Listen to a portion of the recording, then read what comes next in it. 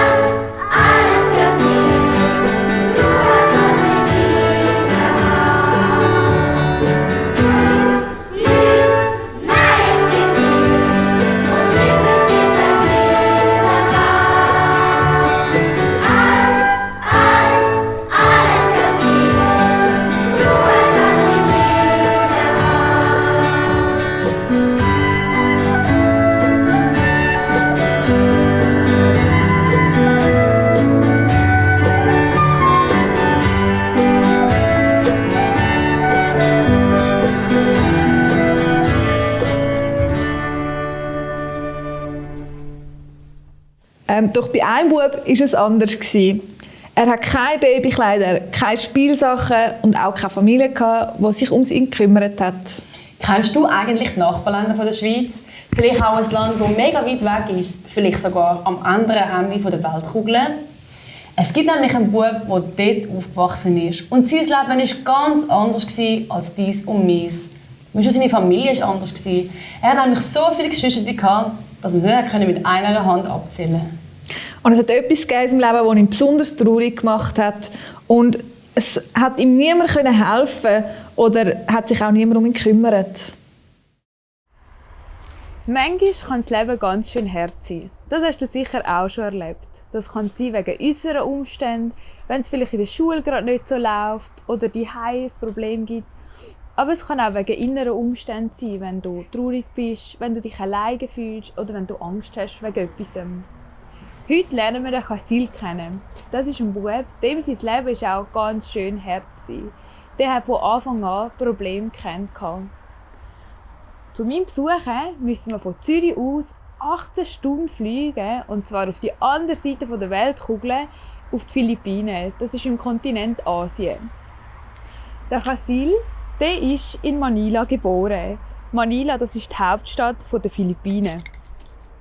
Dort ist er geboren, er hatte ganz schöne braune Haut, ganz viele dunkle Haare auf dem Kopf.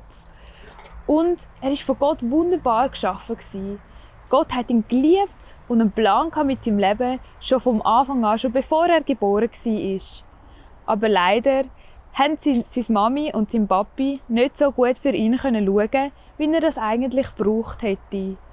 So hat er kein schönes vorbereitetes Kinderzimmer auf ihn gewartet, keine sauberen Babykleider sind dort parat gelegen und überhaupt kein einziges Babyspielzeug.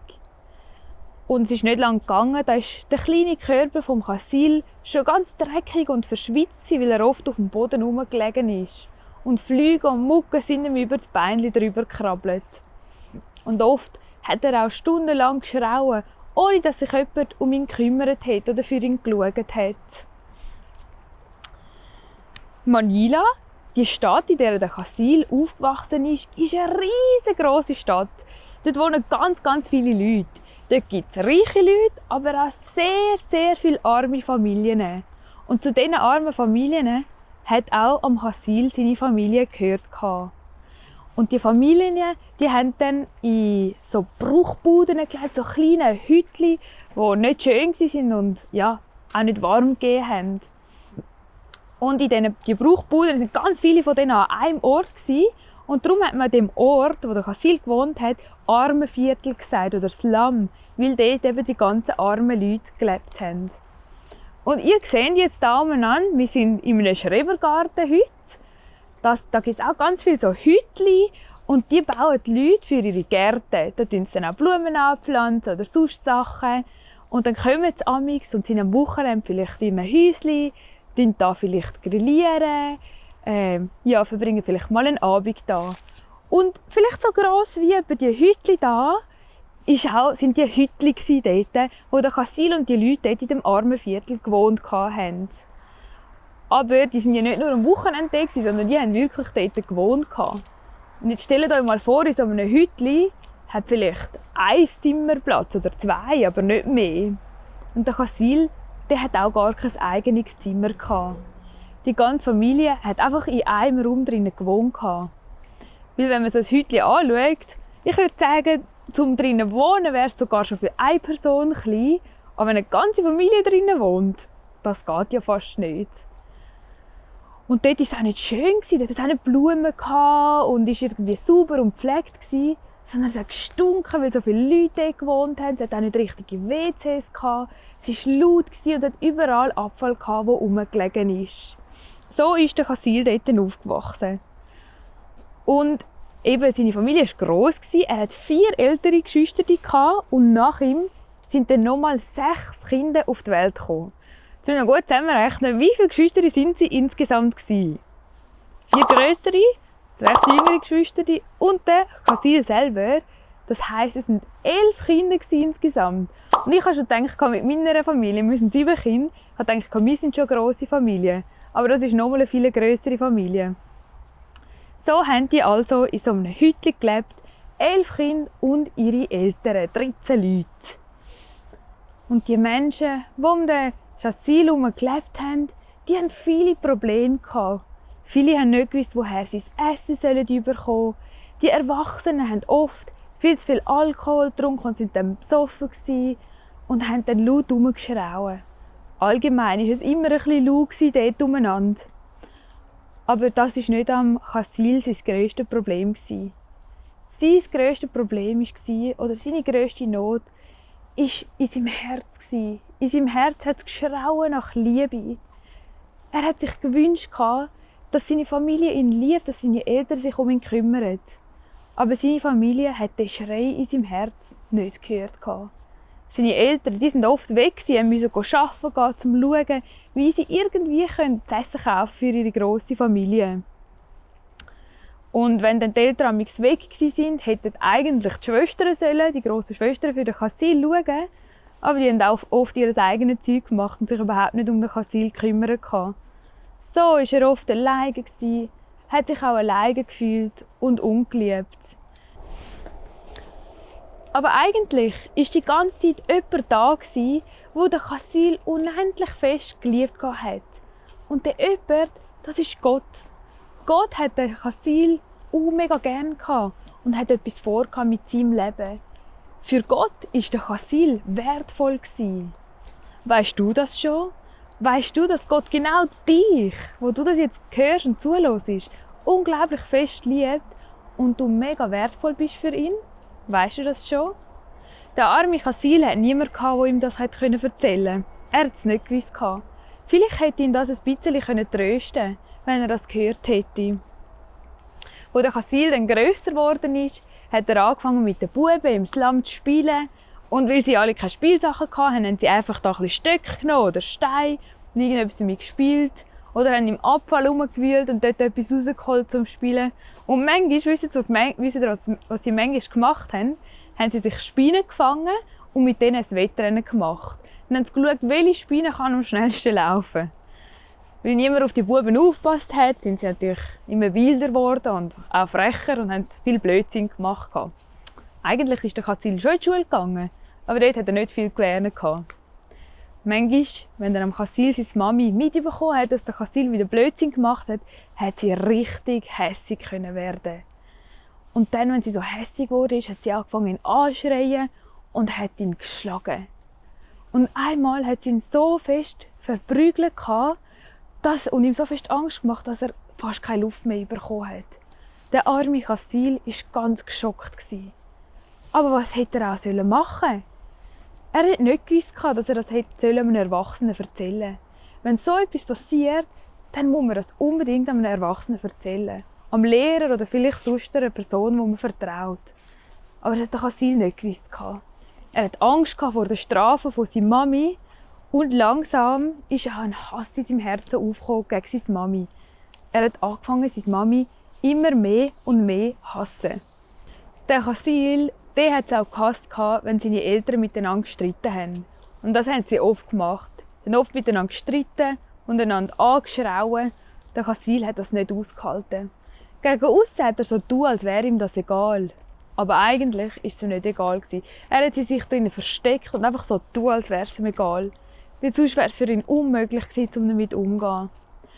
Und der Chasil, der hat auch selten gebrüllt.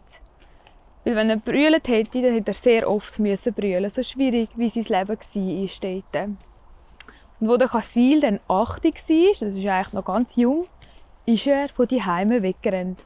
Er hat es nicht mehr ausgehalten. Er hat nicht mehr die Schreie hören von seiner Familie und hat einfach sein eigenes Leben wollen. Er wollte sein eigenes Geld verdienen, um sich etwas zu essen zu kaufen, weil bei ihm die jetzt auch nicht viel zu essen geben. Und er hat sich so fest eine Familie gewünscht, die ihn gerne hat und wo er dazugehört. Er ist an einen Ort gegangen, wo es ganz viele Jeepneys hatte. Das sind so kleine Büsschen von den Philippinen. Und das war so ein riesiger Parkplatz, wo die Busse von überall her gekommen sind und überall hinweggefahren sind. Dort hatte es ganz viele Leute und überall rundherum auch ganz, ganz viele Läden. Und dort hatte es auch viele Strassenkinder. Die waren am Tag dort, aber die haben auch dort geschlafen, die haben dort gewohnt. Die einen hatten vielleicht keine Eltern mehr und die anderen sind einfach wieder Chasil von die Heime weggerannt, weil sie es nicht mehr ausgehalten haben. Und dort hat der Chasil dann von denen gelernt und ist geworden wie die Kinder. Zum Schlafen hat er sich dann irgendwo auf einen Stege gelegt, auf irgendein Stück Karton, das er gefunden hat. In eine Ecke hat er sich hineingelegt. Und die Strassenkinder, die haben gewusst in der Nacht, dass immer irgendetwas passieren kann. Es hätte jederzeit sein, dass jemand kommt und ihnen etwas klaut. Ja, sie müssen, also wenn der Chasil mal Geld hatte, hätte er das ganz gut verstecken, weil sonst hätte ihm jemand sicher in der Nacht geklaut.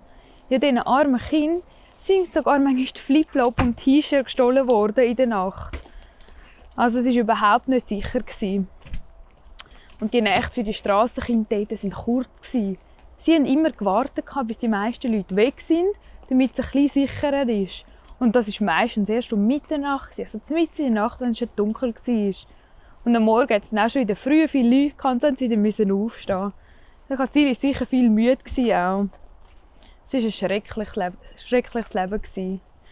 Aber der Chasil hat das Gefühl gehabt, dass er da mindestens Freunde hat, dass er irgendwie ein bisschen dazugehört. Obwohl, auch bei ihnen hat er nicht 100% sicher sein, ob nicht auch sie ihm etwas stehlen würden, wenn sie mal Hunger hätten. Und die Buben dort, die haben keinem am anderen den richtigen Namen gesagt. Die hatten alle einen Spitznamen gehabt. So hat der eine zum Beispiel Buk Neu geheißen, das heisst Fools Eye auf Philippinisch. Und wisst ihr, wie sie Asyl gesagt haben? Ihm haben sie auch gesagt. Das heisst Hund auf Philippinisch. Nicht so ein schöner Name, finde ich. Aber manchmal hat sich der Asyl wirklich wie ein Hund gefühlt. Wenn er zum Beispiel wieder mal von so einem Ladenbesitzer weggescheucht worden ist, weil der nicht will, dass er vor seiner Tür schläft. Obwohl der Asyl einfach keinen anderen Platz hatte zum Schlafen. Fast alle Strassenkinder dort leben mit dem Gefühl, dass niemand sie will und dass sie keinen Wert haben, dass sie nur Abfall sind, weil die Leute sie auch so behandeln. Und viele Leute, die diese Strassenkinder sehen, die denken, ich bin besser als die dreckigen Bettlerbuben da. Die haben wirklich keinen Wert, die bringen es zu nichts. Wie gut, dass Gott das anders sieht. Für Gott ist nämlich der Asyl unglaublich wertvoll. Genauso wertvoll wie jedes andere Kind. Und genauso wertvoll wie du. Und der Gott, der hat durch den Dreck ins Herz vom Asyl hineingeschaut. Und Gott hat sich gewünscht, er hat sich danach gesehen, um am Asyl seine Liebe zu zeigen. Aber das erste Mal hat sich der Asyl jetzt das Leben auf der Straße gewöhnt. Zuerst hat er nur zugeschaut, wie die anderen Buben betteln, aber gleich hat er auch angefangen. Er hat ja auch Geld gebraucht. Geld zum Essen und Geld zum Zigaretten rauchen. Weil schon mit 8 hat er angefangen zu rauchen. Manchmal hat er dann aber auch ein bisschen gearbeitet. Er hat zum Beispiel die Jeepneys, die Büsschen, in die Parkluke reingewunken und hat dann ein paar Pesos bekommen. Das sind die Geldmünzen der Philippinen. Oder manchmal ist er dann reingestiegen in die Bus, ein paar Bushaltestellen mitgefahren und hat den Leuten angeboten, ihnen die Schuhe zu putzen. So hat er ein bisschen Geld bekommen. Früher im Slum, wo er in dem armen Viertel gewohnt hat, wie eben die Hütte, die wir vorher gesagt haben, dort hat er nur Leute gesehen, die so gelebt haben wie er.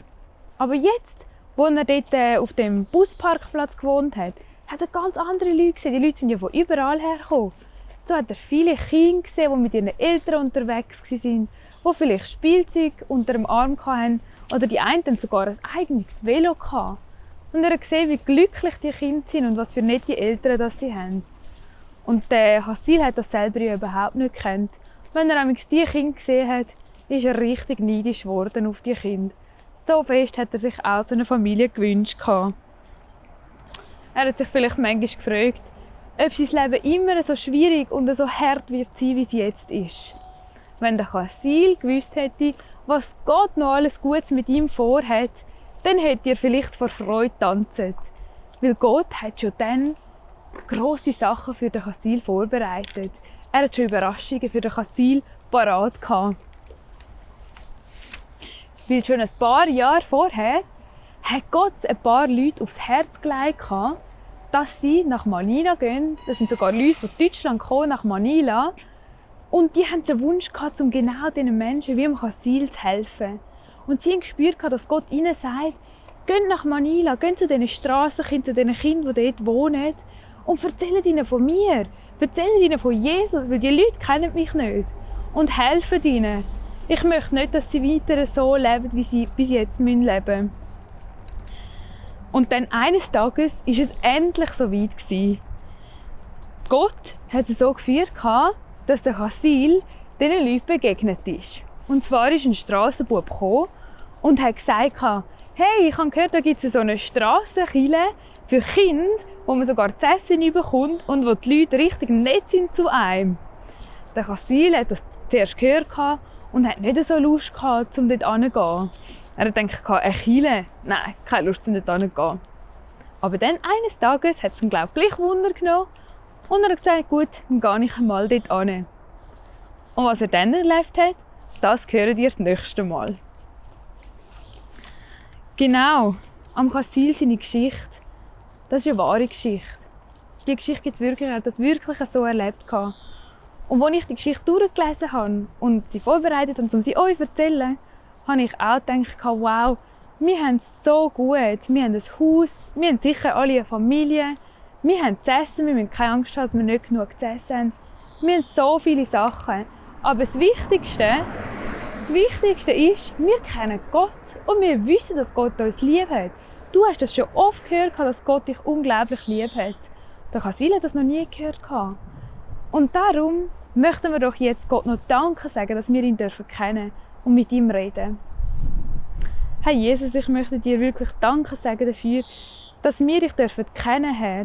Dass wir die Bibel haben, dass wir von dir wissen und für all die guten Sachen, die du uns schenkst, dass wir Familie haben, dass wir genug zu essen haben, in einem richtigen Haus wohnen und dass du einen Plan hast mit unserem Leben, genauso wie du es mit dem Kasil im Leben auch gehabt hast. Amen. Ja, der Kasil, der hat gemeint, dass niemand ihn gerne hat und niemand ihn will. Aber wir wissen, dass das nicht stimmt. Er hat es noch nicht gehört, aber wir wissen, dass Gott ihn unglaublich lieb hat. Gott möchte der Vater sein von allen. Er möchte der Vater sein von den Kindern, die keine Familie haben. Er möchte der Vater sein von den Kindern, wie beim Kasil, die das Gefühl haben, dass ihre Familie sie nicht gerne hat. Aber Gott möchte auch der Vater sein von den Kindern oder von uns allen, die auch eine Familie haben. Er möchte unser aller Vater sein, weil Gott jeden einzelnen von uns so unglaublich lieb hat. Und darum möchten wir doch gerade zusammen das Lied singen. Schaut, was für eine riesengroße Liebe der Vater für uns hat, dass wir seine Kinder dürfen sein.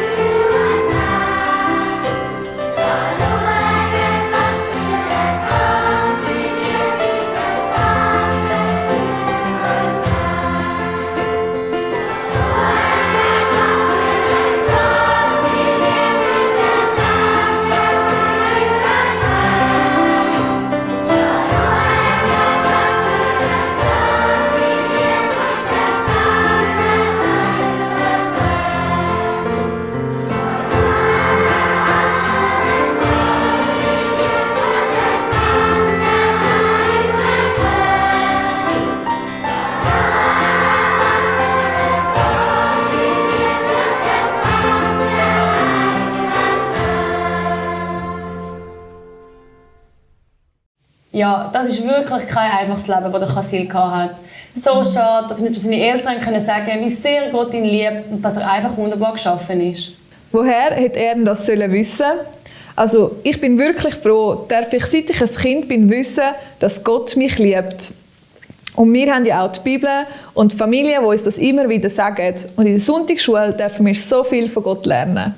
Ja, sein Leben hat am Anfang wirklich hoffnungslos ausgesehen. Aber Gott hat von Anfang an einen Plan für ihn gehabt. Und ich bin auch gespannt, wie es nächste Woche weitergeht. Hey, und wo liegt eigentlich die Stadt Manila, wo der Kasil aufgewachsen ist? Die Antwort A ist in Indonesien, die Antwort B auf den Philippinen und die Antwort C in Thailand.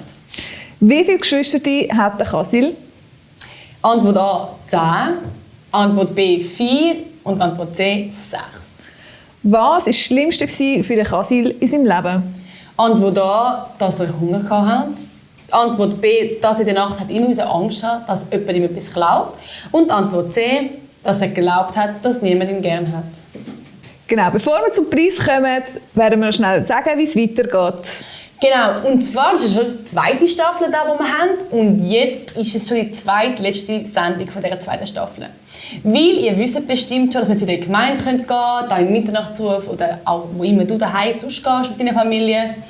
Und diese Möglichkeit wollen wir jetzt nutzen. Dort können wir live singen, in der Sonntagsschule Zeit verbringen und eine Geschichte hören.